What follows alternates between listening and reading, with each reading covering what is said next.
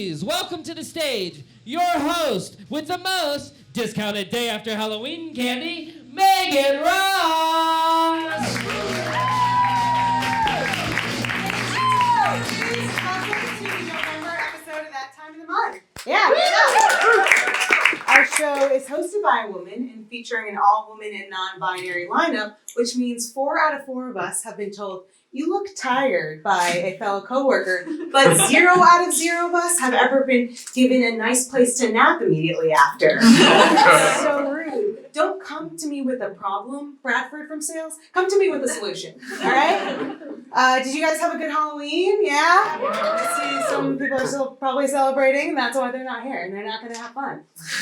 They're going to look weird because it's November. But any fun costumes out there? Yeah? The facade of happiness you wear year long was your costume? I get that, yeah. That was me the last few years, but I had a couple solid options this year. I went as Fleabag from the Emmy award-winning show Fleabag, yes. Mostly because I remember that I bought the jumpsuit she wore on season 2, episode 1, after I saw 2 writers that I really like tweet their selfies wearing it, and I'm nothing if not a slut for a great black jumpsuit that some other ladies own. But yeah, I knew I couldn't wear that costume to work for the office costume contest because it's a real like tits on display outfit, like more barbs, less boardroom. So I went with my backup costume, which is a character I like to call Midsommar Diversity Hire. Y'all seen that? It's a hella white movie. And this is my impression of that. Is milk the only drink option in craft services right now? But hands down, definitely my favorite Halloween costume had to be when I was Princess Jasmine from Aladdin, since, options were limited for Middle Eastern 6-year-olds back then and still today.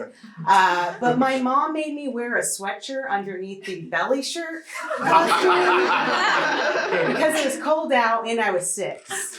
Did not get laid that night. My mom's big hot dog. But, Halloween is supposed to be peak spooky time of year, and I'm not really feeling those vibes lately. I don't know. I guess it's really hard to be afraid of anything when reality is such a fucking nightmare. Haunted houses, how can you compare to real life news headlines? Honestly, I watch The Exorcist to relax. All right? I just light some candles. I turn up the volume on this feel-good coming of age story about a girl who's just trying to survive puberty. Right? I get it. I also, have my head spin and spew green vomit anytime a man hovers by my bedside and tries to tell me what to do. Everyone's gonna hate that joke. But it's gotten so bad, when I want to self-care with a soothing bath, I put on The Shining. If I'm unwinding with meditation, I play an audio tape of blood-curdling screams. Reality is worse, y'all. It is so much worse. We've got Trump crying witch hunt in regards to what are very grounded and valid accusations for impeachment. And, he continues to deny his wrongdoing, despite the fact that we have literal recorded evidence of him trying to interfere with the 2020 presidential election. And it's like, bitch, we know you had that conversation. You basically had the equivalent of read receipts on when you're sliding into Ukraine's DMs, right? Don't pull that, "Oh, sorry, just saw this text" on the American people. Fool me once, you get the White House. Fool me twice, oh God, he's gonna do it again, isn't he? I predict that. And then, that wasn't worse enough. The all-male reboot of that time when my mom used to make me get my bangs trimmed at Supercuts as a kid, aka Mark Zuckerberg, is basically giving the like button on allowing political ads that mislead American voters to run on his platform with no repercussions. But luckily, the more eloquent and better hairstyled AOC dunked on his ass during the congressional hearings, which was made easier by the fact that his dome is the exact size and circumference of the official basketball used by the NBA. Yeah, apparently it's the only regulations he abides by. And, in the latest chapter It hits you later. In the latest, I had to look up the circumference. It's like 27.4. I'm like, yeah, that seems right. In the latest chapter of the darkest timeline we're living in, noted sexual predator Harvey Weinstein was invited to attend an event for actors and performers in New York City. And when comedians Kelly Bachman, Amber Rollo, and actor Zoe Stuckless attempted to, speak out about it, they got dismissed and booed, and Zoe was even escorted off the property. And it enrages me that these, event organizers and venue are basically prioritizing the, Harvey Weinstein feeling safe at this comedy show over all the performers and, guests. I don't, who does he think he is getting away with this? Gainfully employed sexual predator Louis C.K.? Or Harvey, let's see, Woody Allen, Casey Affleck, Roman Polanski, Mel Gibson. I don't understand, what about the history of Hollywood would lead him to believe that he'd be accepted back so quickly, besides the history of Hollywood? I promise your other performers will not bum me out as much as I have, but it is my lawful duty. I don't go to therapy for another few weeks, so we both have to suffer together. Before we start our show, I just want to thank our lovely local women-owned business sponsors for donating their products and services to the show. Give it up for them. First, we have Genna Williams Ceramics. One of you will get to win an opalescent mug later, which is very similar to this. I think this is technically a bowl, Genna, but I put a plant in it. I'm so sorry. Once this plant dies, inevitably I will eat out of it. But also, you got some stickers and $10 off adult intro class coupons from Sky Candy. And one of you will also win a gift certificate for a free adult intro class for you and a friend. And they teach circus classes, aerial arts, polo, lots of fun activities. So if you were bullied as a child and people said you look like you belong in the circus, you take those classes and you go back to your bully and say, and now I have the skills to be. So thank you, full circle. Are you guys ready to start the show? Yeah. How's it going, guys? Okay, all right, not bad. I like to say, this is what I like to say, let me know what you think, that I'm like what would have happened if Sam and Frodo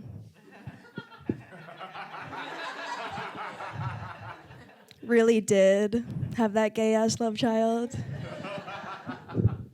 I don't know, on an episode of Saved by the Bell. I don't know, what am I dressed as tonight?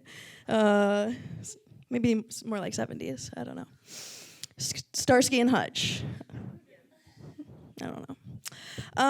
Okay, let's get this out of the way. Where are my straight people at? Where we at? Where you at? Okay, just a raise of hands. I'm here. Present, yeah, it's okay, it's all right. There's no need to be proud, you're not wrong. Did you just have a little discussion where you're like, why didn't you raise your hand? Okay. You don't need to. I am recruiting. My comedy show is called The Gay Agenda. It's quite explicit. Okay. Well, I want to explain something to the straights out there and fellow gays. Let me know if you agree with this. But personally, I miss being gay before the Obama years. I do. Because back then, being a Bush era gay, people didn't have love is love signs in their yard. Straight people weren't calling their partners. He's not your partner. You've been dating for a month. He's not your partner. Unless you're solving a mystery. I don't know. Which, awesome. Progress is great. I am so glad that I can get married and divorced. That's dope. No, it's great. It's great. It's really good. But you do know like how thrilling it was? Oh my God. Like going to the mall, spending an hour in the Delia's dressing room with my secret girlfriend, just like finger banging each other for hours. Next size, please. Nobody suspected a thing. Like, are they gay? That wasn't on the docket. Like, let's keep on giving them new sizes. They are best friends. We were best friends. Yeah, but I really do miss that thrill because it's kind of like, you know, something feels a little bit better because you know you shouldn't be doing it. You know. It's kind of like, you know, you're not supposed to put Q-tips in your ear canal. You're not. Not cotton swabs. You're not supposed to, but we do. Because we're bad. We do. So it's kind of like, come with me. We're in the bathroom. We close the door. Maybe you light a candle. Okay, that's pretty gay. You don't light a candle. But you take that Q-tip and you look at it. And you're like, should we do this? And the box is like, please do not do this. Says it right here. And you're like, okay, oh yeah. And you take it and you put it in. Maybe you waited a couple weeks so it feels really, really good. And you savor it. Get the eye roll.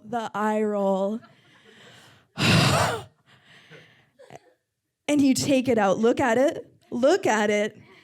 And it's a deep, burnt orange. And you're just like, hook 'em, baby. Oh my God. Hook 'em. That's kind of the thrill that I miss being a gay in 2019. Personally, that's just all I'm trying to talk about tonight. No, I'll talk about something not gay. How about that? What's another thing about me? I'm short. All right. Yeah, and a lot of people think there's not like perks of shortness. There are. Where are my short people? Where are my shorties? Okay. There's so many perks. Legroom. Always got it. Always. Yes, I can fit beside your sewing machine and pile of clothes. And that miscellaneous bowl of candy. I'm in the back seat. I'm comfy. Tiny blankies. I'm covered. I do not need to cuddle Matthew. Not tonight. I don't hang out with anyone named Matthew. And the best thing, I've seen your boogers. I have. I've seen straight up them nostrils. Left nostril, yeah. Got a little clinger. I have. And you haven't seen mine. Unless you're my I don't have a dentist. Come on. I do stand-up comedy. Hey. Okay, guys. Okay. I know what you're thinking. You're looking at me, looking at you, looking at me, and you're like, clearly, this person tends to not eat a lot of beef. You're right. Caught me. Flexitarian at your service. I don't eat a lot of meat, but it's not never. Nothing's never. I kind of like to compare my diet with my sexuality. I know it's good for me. I know how to stay in my lane, keep it regular, keep it plant-based. But every once in a while, I see a plump cut of meat. I don't know what happens. Maybe my iron levels get a little low. I don't know.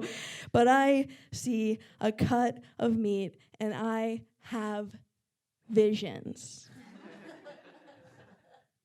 Visions of recipes of what I want to do to it when I take it home. Y'all, I'm gonna oil it up. I'm gonna massage it down. Maybe I'll tie it up. I don't know. But like, it's okay.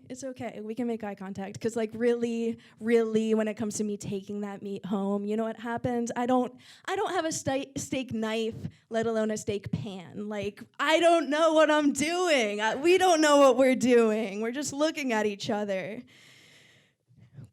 waiting for someone to take the lead. And like really, all I wanna do is stick my fingers inside of it. And like, not all meat wants that.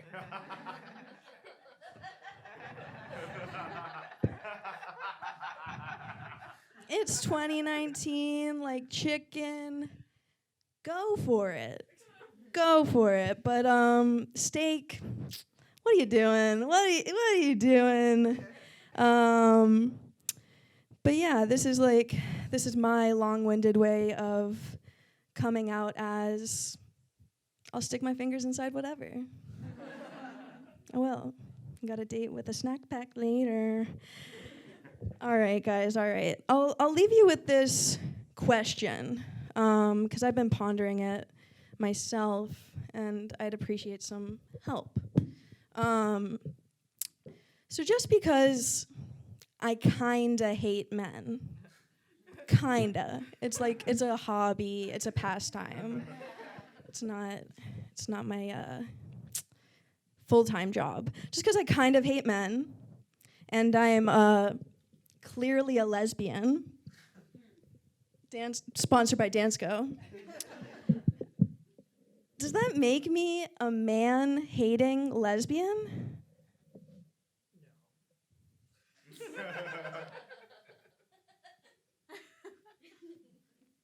Yes, it does. Thank you so much. I've been Emmet Hunker.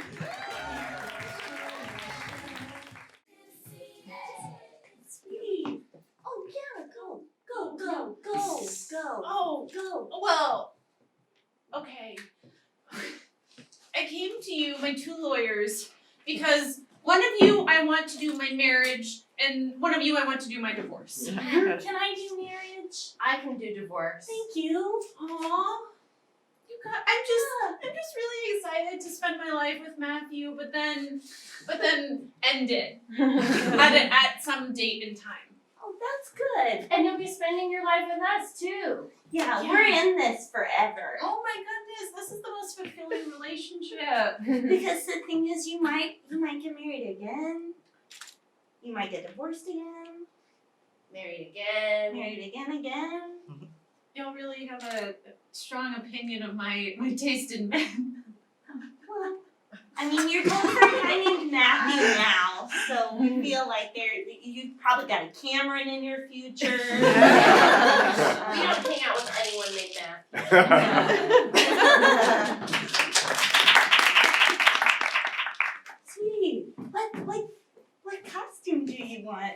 You can have anything. You are white and blonde. The world is your oyster. Tiana? Let's keep looking. Let's just keep looking. What if you're a little Bo Peep? Parties Plus has everything. I want to be the black sheep. Okay.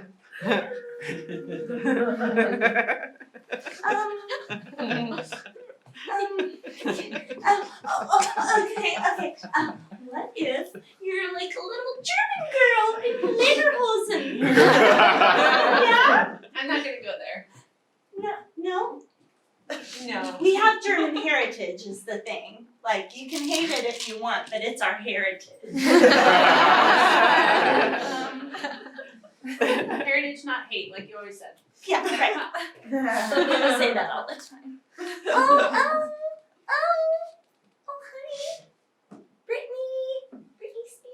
But the schoolgirl versions. I mean, slut-ish, but not slut. I want to be Brandy.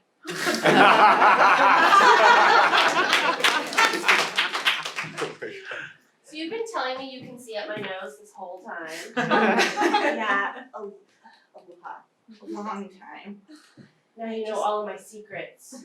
What? Why are you hiding so many things in there? Where else am I supposed to put them? I just don't know how you fit your class ring in there. I mean, why are you hiding it? Because I don't want anyone to know what year I graduated. I actually graduated in 1999. I didn't know that. See? No, it's fine. Don't turn this on No, me. it's okay. This is your fault. You're the one Sure. who could see up my nose the whole time. I know. I really wish I had it now. You go into dark places and you find out dark things. 99? And I can't get it out. I've tried everything. I've tried Q-tips, tweezers. I don't think you're supposed to put Q-tips up your nose. I know you're not supposed to. Q-tips never go into orifices. Why do you have a box of Q-tips in your back pocket? Oh, just in case. I use it for everything. Female leader this month is the co-founder and community manager of Collective Blue, an Austin-based lifestyle brand that celebrates diverse creators through digital storytelling and event production, including Misfits Fest. Please welcome the wonderful Regine Malibiran.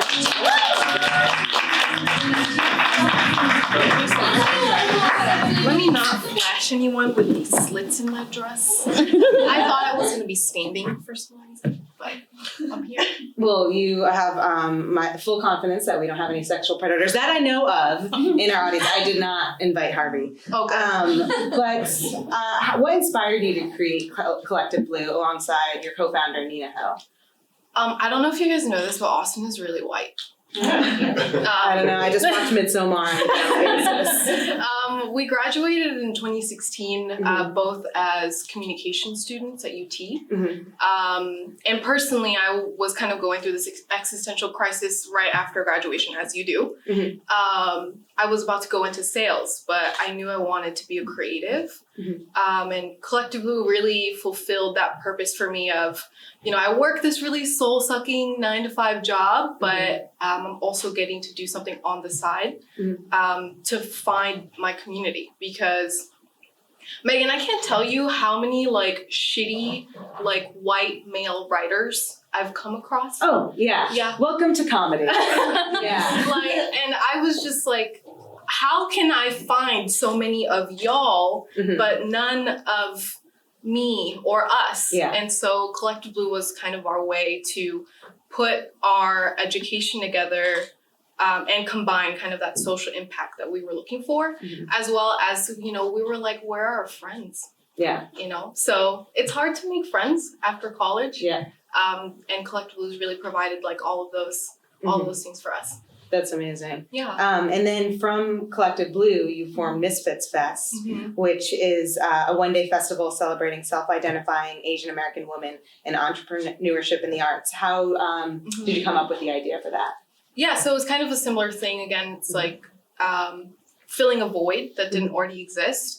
Me and Nina met Christina Gonzalez, who's our third team member for Misfits Fest, at a Collective Blue party that we were throwing.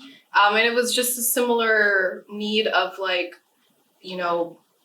there's a lot of stereotypes about Asian women being very submissive, quiet, and homemakers.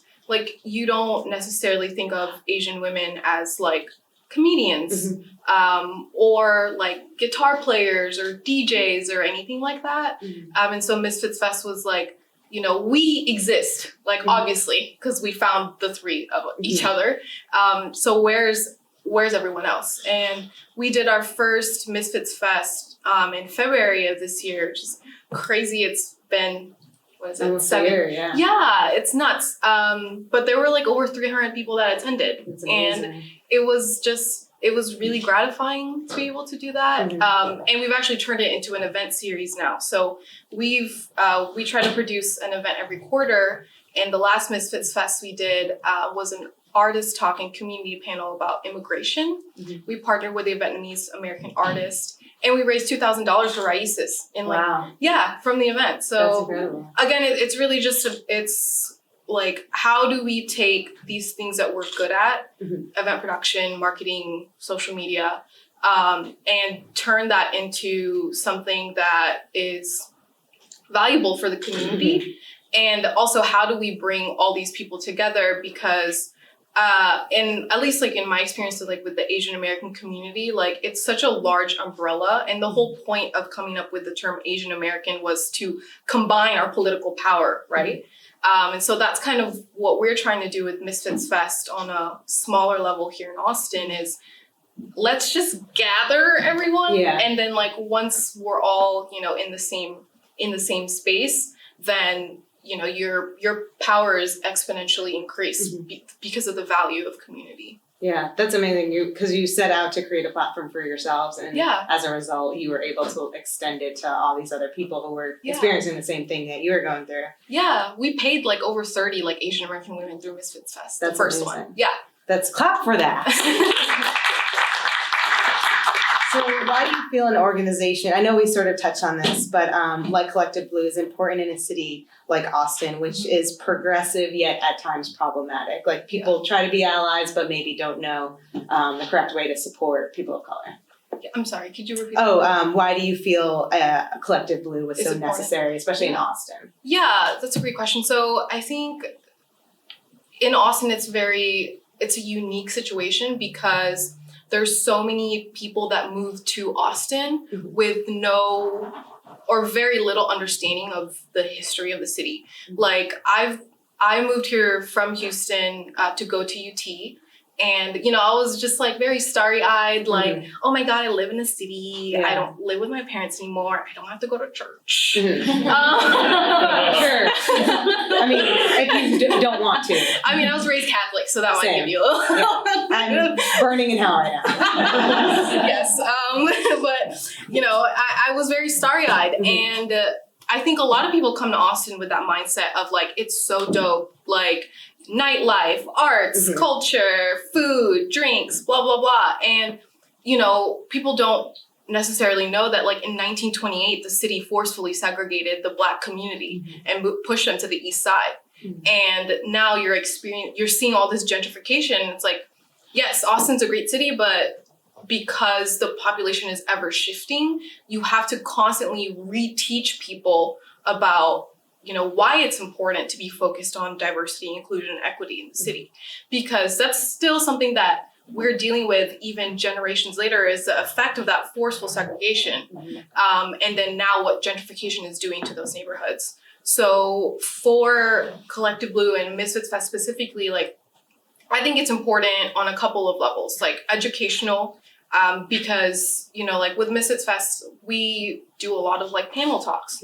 So, the last one we did, we talked about immigration, and Casa Marianela, we actually had a representative there on the panel. People need to know about those resources. Also from a community building standpoint, it's like, if the narrative is that, only like white creatives get gigs or jobs or exposure here, then how can we again take our collective power to, as diverse creators, celebrate each other, support each other through something that's really difficult to do, which is be creative and also provide opportunities for each other to get work. Like, it's funny, I make this joke that like my group of friends, we just like hot potato, like gigs to each other. Like, hey, I can't write this piece. Can you take this one? Okay, great. And I think that's a really awesome thing to be able to do. Yeah, well, because the other side of it is that, like I've seen it in comedy a lot too, or on film sets where like, the leadership is like a white male director, and so he's hiring his friends, and so we have to do that. We have to pass it around to our friends who don't look like just the typical standard person in that role in order to diversify and essentially apply like an inclusion writer to to the jobs. Yeah. So references are important. Hiring people that if you want to see diversity is Yeah. important. Do you have a favorite memory or example of the work you've done over the past few years with Collective Blue? I would say Misfits Fest is definitely up there. We produced a 300-person event with 3 people. And the first one ever. That's a huge turnout. Yeah, and it was like we started because we got a grant from the Cultural Arts Division of the city of Austin, and basically we're just like, okay, boom, time to go in October, and the event was in February, and the 3 of us, 2 of us were working full time. It was like 400 hours worth of manpower, and just it was the first time we've ever done a festival, and there's so much that goes into it, we learned a lot, and it was just difficult. Also too, I'm really sad in the winter. Yeah. I'm sad year round, but yeah. Yeah, I'm particularly sad in the winter, and so it's doing things from October to February. It takes more and energy. You're the most social when you have to run a festival and Oh you're my asking gosh. people to show up. Yeah, but I think, it was so gratifying. It was tough to get there, but the room was full the whole time. We got to tell a lot of stories about, sexuality in the community, mental health. And then we got to do a Bollywood workshop, That's awesome. a few hours later. It was just, when people come up to you, you really provided a space for me to come as myself and rejoice and celebrate in that. You forget about the fights that you had with your teammates because you were all stressed out 11 p.m. trying to order some freaking benches. Hey, benches are hard. Yeah. They're meant to be hard. For sitting. Yeah, so I would say... Sorry, it's a dad joke. I'm very tired. I feel you. Yeah, so I would say, Misfits Fest is an example, but just whenever someone comes up to me and is like, Regine, you really impacted me. That's amazing. Yeah. So how can the audience support you and your work with Collective Blue? Okay, a couple of things. Social media is always the easiest way to get connected. We're on Instagram, collective_blue, and Misfits Fest is MISSFITS Fest, 2 S's. I'm also hosting a workshop during Austin Design Week. It's called From Narrative Scarcity to Abundance, How to Make Space for Untold Stories. So that's on Wednesday at Capitol Factory from 12 to 1:30 p.m. And it's free, so you should come through if you guys, I know people work during that time, but it'd be dope if you could come. And we don't have any events coming up anytime or in 2019 because we're tired. Yeah.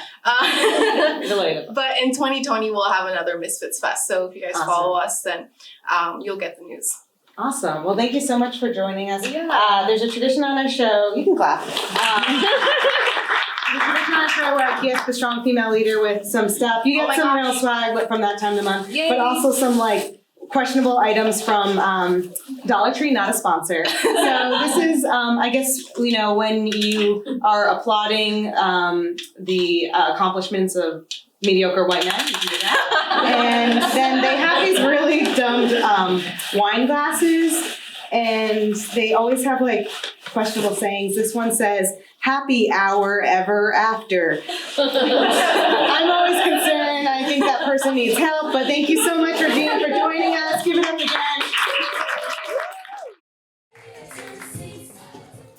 Oh, are you guys right out of college? I could tell you looked sad and lonely and lacking in community. Yeah? Yeah, she's standing a little close to my personal boundaries. Oh, well, if you're wanting to make community, you might need to get a little closer. Yeah. We also don't want to be too pushy. Yeah? Yeah. Well, my mom said that, it's really hard to make friends outside of college, so you just gotta really put yourself out there. Yeah. I'm teaching a workshop about this at Capitol Factory this Wednesday.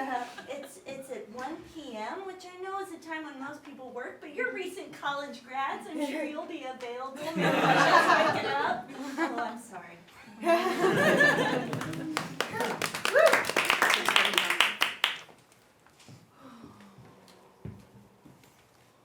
What's wrong?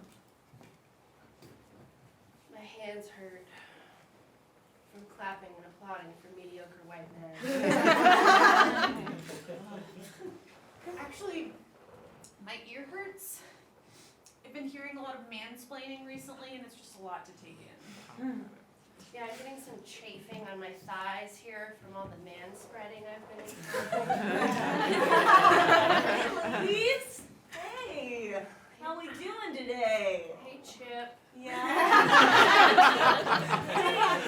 Listen, if your legs hurting you like that, rubbing it's about the worst thing you can do.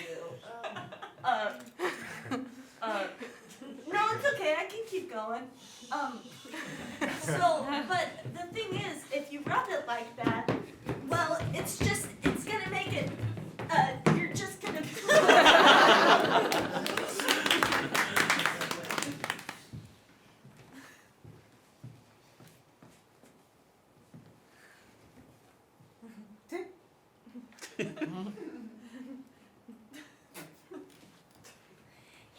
Hey, isn't it crazy that it's 10 o'clock on a Sunday morning and we're not in church? We're in the movies. My mom would be freaking out right now. If she had a grave, she'd roll in it.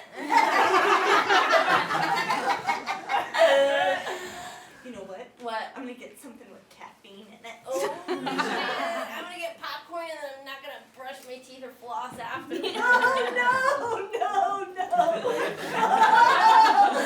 Okay, all right. Should we be talking this much in the middle of a movie? Probably not, but I think there's a sex scene right now and I'm trying to avert my eyes. It's a Sunday. Sexy Sunday. It could be our new thing. No, I can't. Do it. Look at it. Oh, it's so sexy. We've got 2 prizes to give away from our sponsors. A free adult, I have the certificate here, intro class for you and a friend from Sky Candy, and an opalescent mug from Genna Ceramics, which I also have here. But like everything in life, except politicians who are placed into their positions by corporate PACs, you need to earn it. So, and I thought since Election Day is this upcoming Tuesday, also a reminder to vote if you haven't, and our good old state of Texas leads the ranks in voter suppression, many thanks to the GOP and their gerrymandering efforts. We'll play a game I like to call Vote or Die Trying, with trivia about our state's crazy voting restrictions. So I need 2 volunteers. Anyone, any gender, any age, any political party. Anyone come up? Yes? What is your name? Claire. Claire, and who's going to compete with Claire? Yes. And what is your name? Kramer. Kramer and Claire. Nice to meet you both. I have these, I hope they work. They're from Dollar Tree, but they're marker boards to write your answers on. Privately, and then you'll show me, and we'll figure out who is the winner. I always forget to keep score, but I'm going to remember this time. It's fine. All right, so question. Crystal Mason. Some of these are kind of bummer, but I try to make them a little funny. It won't be. Crystal Mason, a mother of 3 who was on federal supervised release when she voted in the 2016 election without knowing she was unable to as a felon, will have to serve 5 years in prison if the appeals court finds her guilty of what was clearly a mistake. On the other hand, Texas Attorney General Ken Paxton continues to not be in prison as he awaits trial more than 4 years after a state grand jury indicted him on multiple criminal charges. What were those charges? A, 2 counts of securities fraud, a first-degree felony. B, 1 count of failing to register with state securities regulators. C, using a photo of his boring-looking family all dressed in beige in front of a beige wall on the homepage of his website. Or D, all of the above. What were his charges?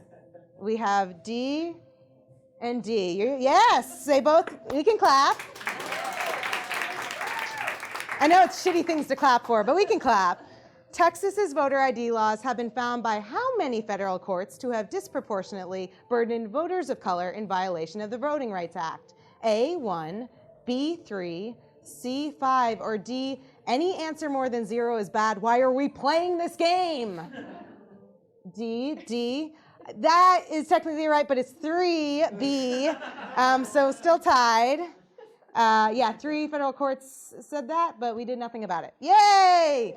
It's weird to clap now. This past summer, federal judges shot down a request by voting rights groups who argued Texas's lengthy and recent history of racist voting laws should require the state to have federal oversight on its next round of district maps in 2021. What are some examples of Texas's wild and crazy gerrymandering? A, 3 districts were drawn to be reliably white Republican territory, even though almost all of the state's population growth over the previous decade had occurred in minority communities. B, the 23rd Congressional District, where Republicans swapped out high-voting Latinos for lower turnout Latino voters. On paper, it's a district that looks Latino, but doesn't elect the Latino community's candidate of choice. Or C, if you walk from one end of downtown Austin to the other, you cross 3 different congressional districts. Austin could easily support a district of its own, but has been chopped up. So we went from 2 districts to 5 in 2019, since 2000. Or D, whatever the hell Rorschach ink blot test this bullshit is. This is a district. What the hell? Or E, all of the above. What? Yes, you're both right. We can clap. In late January, Acting Secretary of State David Whitley claimed that 95,000 non-citizens were on the state's voter rolls and 58,000 of them had voted between 96 and 2018, a false claim that ignored an important fact that many people who were not citizens when they applied for ID years ago later became citizens and, like other citizens, properly registered to vote. He sent an advisory to counties to send letters to the people on the list and purge anyone who didn't respond with documentary proof of citizenship within 30 days. A federal court ordered Texas to stop the purge, concluding that perfectly legal naturalized Americans were burdened with what the court finds to be ham-handed and threatening correspondence from the state. That was the setup. After the state Senate refused to confirm him as Secretary of State, this guy who dealt with this mess, and he resigned, what was the salary Governor Abbott rewarded him with in an undeserving position that did not require legislative approval? A, $205,000 a year, B, $150,000 a year, C, $90,000 a year, or D, a golden statue of Governor Abbott's lips for him to sit upon for more immediate ass kissing? A, you're both right. Yeah, clap, I guess. Sucks. In an interview, I'm like the bummer comedian. In an interview with Texas Monthly, Texas-based Democratic strategist Matt Engel stated, quote, "The thing that strikes me that doesn't get paid attention to is the millions and millions of dollars that have," this is such a funny song to be playing while I say this, jump in. Millions and millions of dollars have been invested by the state of Texas in legal fees. We spent a decade litigating intentionally discriminatory redistricting maps. We spent almost a decade litigating suppressive and illegal voter ID laws. Texans are forced to pay millions of dollars in tax money in order for their government to defend a disenfranchisement of their vote. End quote. That was a setup. Merriam-Webster defines the word bamboozle as to deceive by underhanded methods, dupe, or hoodwink. How bamboozled are Texans right now? A, hella bamboozled. B, the most bamboozled. C, we should rename ACL as the Bamboozle, which was a 3-day festival in New Jersey celebrating ska, punk, and emo music. Or D, why can't we be like other states where our tax money sometimes goes to fund extramarital affairs? Okay, that doesn't seem so great either. A, hella bamboozled. B, the most bamboozled. C, ACL should be the bamboozle. A, well, any of these are right, so you both won. And I think that's the last question, so it's a tie, which is okay, because I'm going to think of a number between 1 to 10, and whoever wins will get to pick their prize first. You both get a prize, so that's nice. Unlike, everything else in life. Okay, I picked my number. 3. Nope. Oh, sorry. Between 1 and 10. 7. Okay, she was closest. It was 2. So do you want the gift certificate to Sky Candy or the opalescent mug? It looks like that, but it's a mug. Sky candy, so you get that, and you get the mug. Give it up for Claire and Kramer. Oh, how we doing, everybody? Amazing. I'm doing pretty good. I just bought a new car. Thank you. Yeah, I just bought my Grammy's car. So there's some pros and cons to buying a family member's car, right? Like con, she was selling it because we just found out she has dementia, so she can't drive anymore. But pro, she thinks it's 1930, so I offered her $80 for the vehicle. She came back with how about 100? I was like, you drive a hard bargain. Oh, the crazy thing though is I feel like she should have just given me the car. Anyway, she should have just given me the car because she gave me $5 for every one of my birthdays since, well, now she forgets. But the point is, I feel like she owes me back pay, right? So I'm like, just give me the car. But no, I paid for it. It's fun and it runs, and that's all I ask for. I also just became an aunt. Yeah. Give it up for my brother leaving it in, right? This time it was on purpose. We're excited. I just became an aunt, and if I'm going to be honest, I was really scared to meet the baby because I knew that I was going to have to lie to it because everybody was looking at me waiting for me to tell this baby that I love it. And I don't, not yet. It doesn't have a personality, right? I gotta wait and see, because let me tell you something. If that baby has the personality of my sister-in-law, I will not love it, I will tolerate it. So it's like, look, I'm a feminist, but she's a cunt. Don't worry, she knows. I said it at the wedding, in the toast. I'm like, all women, not her, leave her behind. No, it's fun though. It is fun being an aunt. They had a girl, right? That's exciting. They named her Presley, so I bought her a pole because she's gonna be a whore. And we're proud though. If that happens, we're proud. But no, like I don't know. I hope that she doesn't end up anything like me, honestly, because when I was younger, I went through this phase where I was a little bit of a slut, right? Anybody else a little slut? Little slut? Yeah, like when I was younger in preschool, I would just walk up to anyone and I would be like, do you want to see it? Do you want to see it? And I wouldn't even wait for consent before I showed off my Jasmine underwear. I'm like, turn off the lights, it glows in the dark. This isn't a trap. It was weird though, because here's the thing, I didn't filter who I asked, so I must have confused pedophiles, right? Like, because I just went right up to them and I was like, do you want to see it? And they were probably like, I think that 4-year-old's a cop. That's too easy. I don't know. We do have to be careful though, right, ladies? Right? It's still not safe for us. We still have to look both ways before we leave a Target. Do I walk? Do I run? Do I walk? Do I run? These are the questions we face. But we do. We have to protect ourselves. Like, clap if you use mace. Or if you have mace. And use it, you know. I'm pro use. Honestly, even if just, you know, you're walking by someone, just spray it. See what happens. I'm like, this is fresh scent. No, but like, one time I was at this show, and I kid you not, there was a woman who was like, I carry around a brick. What? So you can home alone somebody? Like, what? I don't know, it's crazy. You do have to protect yourself. Like, I don't carry around mace or anything like that, but I do use a technique that I learned in middle school, right? So anytime I feel like I'm in danger or I feel like someone's following me, I just turn around and I go, stop, don't touch me there. That's my no-no square. You guys remember in the 90s when we were like, oh, we can take care of rapists with a cheer. No one wants to fuck you if you have school spirit. Which is why I was a virgin until I was 21, because I'd always start off with, give me a D, and nobody. Fellas. Do you guys know a lot of people haven't heard the other part of that cheer. Do you guys know the other part of that cheer? No.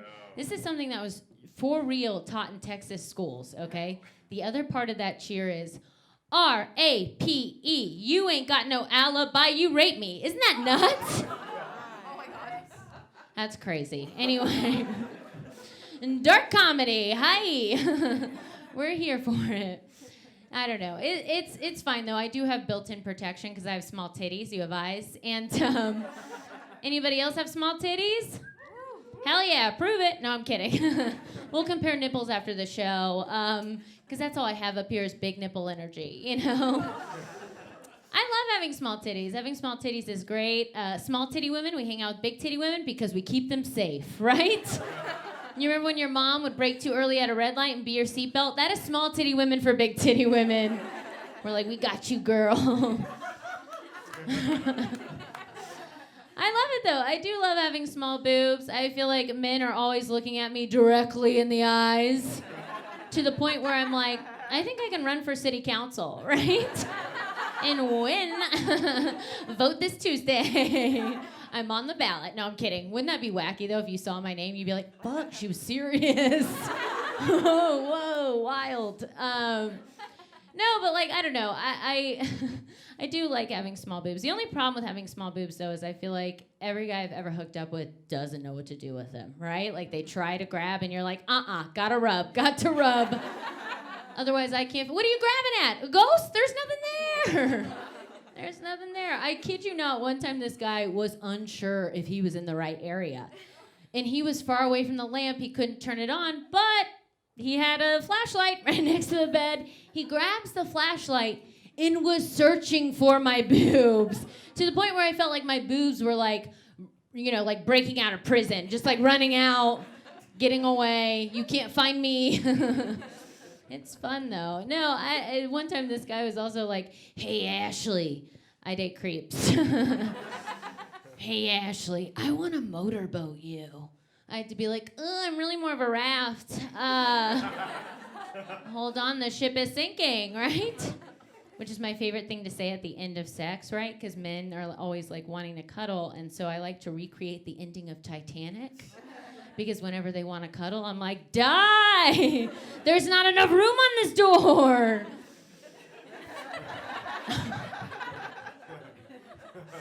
Oh, man. No, I just went to the gynecologist recently, and that is always fun. I double her as my therapist.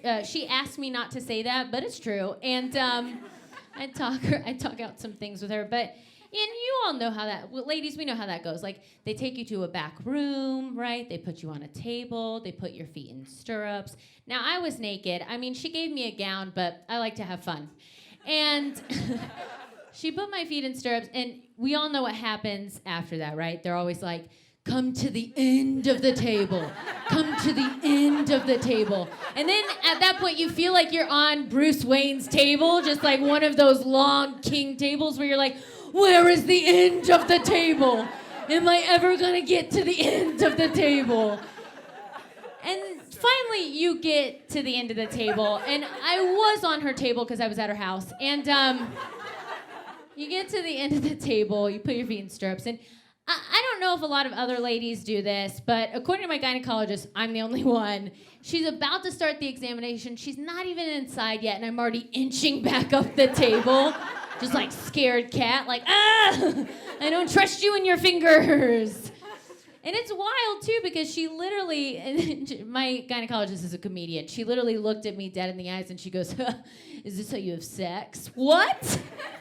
And yes, that's why I'm here. Sex hurts me. Can we get to the bottom of that, please?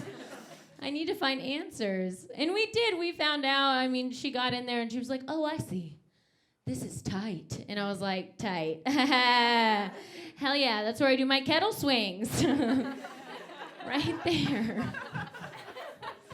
That's what I found out. I found out I have a tight pussy. I'm sorry, there's doctors in here, tight cervix. And you have to do something about that. And I asked her, I said, what do I do about this? And she gave me two options. She was like, first thing she said was, you should get a dill-do. That's what she called it. She said, a dill-do. Like, it was like a proactive, like, don't get a don't get a dill-do. Like, all right.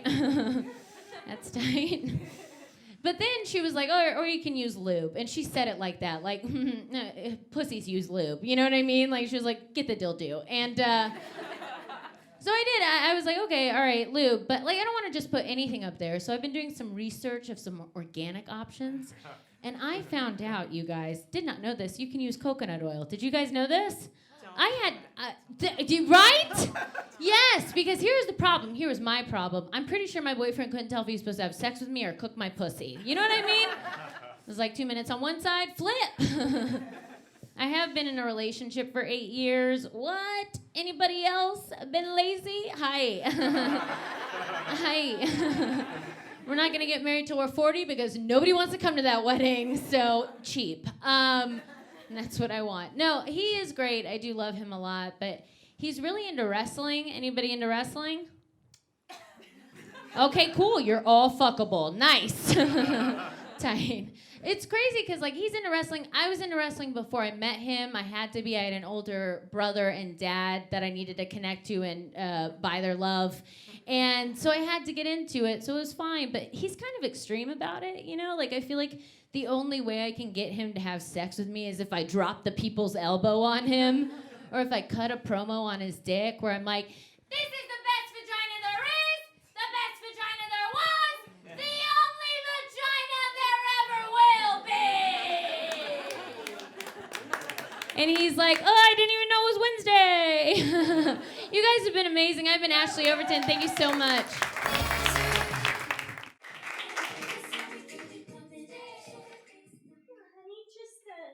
Sit on the bench and scoot down for me. Is it big cod? Oh, that's for later.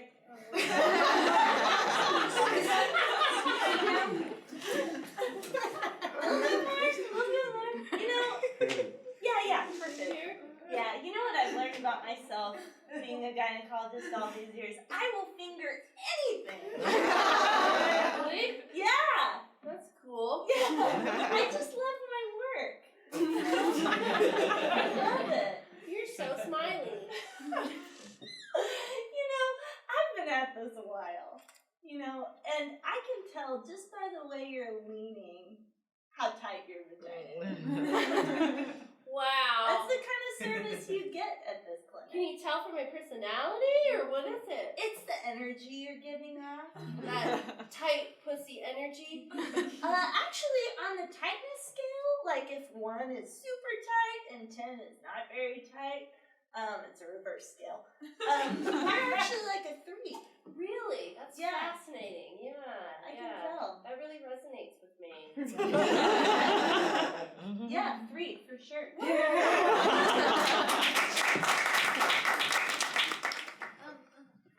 Mom, now that I've graduated high school, will you tell me your feelings on me, like one way or the other? My feelings on you? You've just never really specifically said how you feel about me or like my place in your life. Like, as your daughter, you blank me. I feed you. No, I will. Maybe less like specific, like actionable verb, more like theoretical, something you feel in your heart. I wonder you. What does that mean, Like Mother? I wonder about you. But you said just one word, and so I couldn't include the preposition. I wonder you. You've said that before.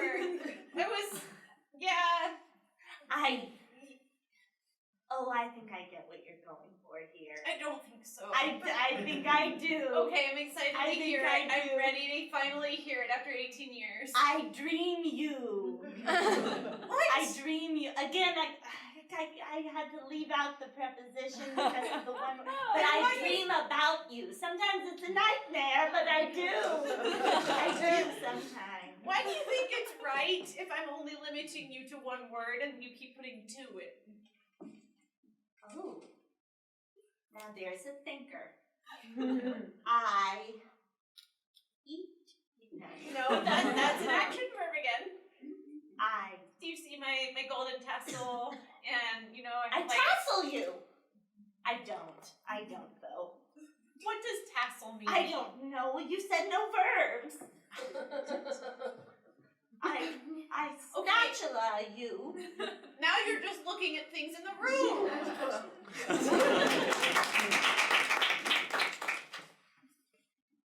Hey, my name's gerrymander. Oh, you have such an interesting shape. I'm here for an adjustment. Thank you for taking me into this chiropractic's office. Yeah, that's what we do here. Yeah, I'm just gonna maybe put you in a setup that looks maybe more like a body, less like a teapot. Okay. Okay, is that feeling good? Oh, this is really difficult for you. Watch out for my Terrytown there.